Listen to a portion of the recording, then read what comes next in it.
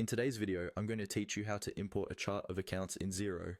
If you're setting up a new Xero organization or moving from another accounting system, importing your chart of accounts can save you a lot of time and help keep your reporting consistent.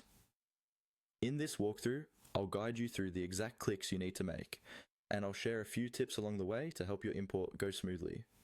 First, make sure you're logged in to your Xero account and that you're in the correct organization where you want the chart of accounts to be imported.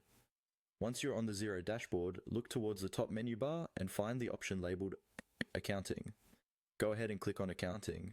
This is where Xero groups all your core financial tools, including the chart of accounts. After clicking Accounting, a drop-down menu will appear. From that list, choose Chart of Accounts. Click on Chart of Accounts to open the page where all your existing accounts are listed. This screen shows things like your account codes, names, types, and whether the accounts are active. Even if it's empty right now, this is where your imported accounts will appear. On the Chart of Accounts page, look for a button or link labeled Import. This is usually located near the top right area of the page, close to other actions like adding a new account. Click on Import.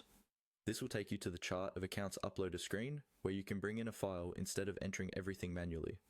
Before you go further, make sure you already have your Chart of Accounts saved as a file in the format Xero accepts, typically a CSV template that matches Xero's structure.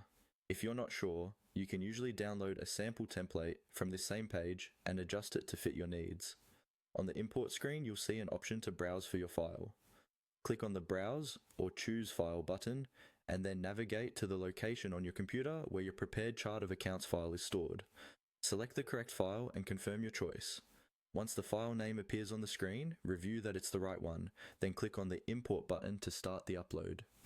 Xero will process the file, and any errors or issues will be flagged for you to review.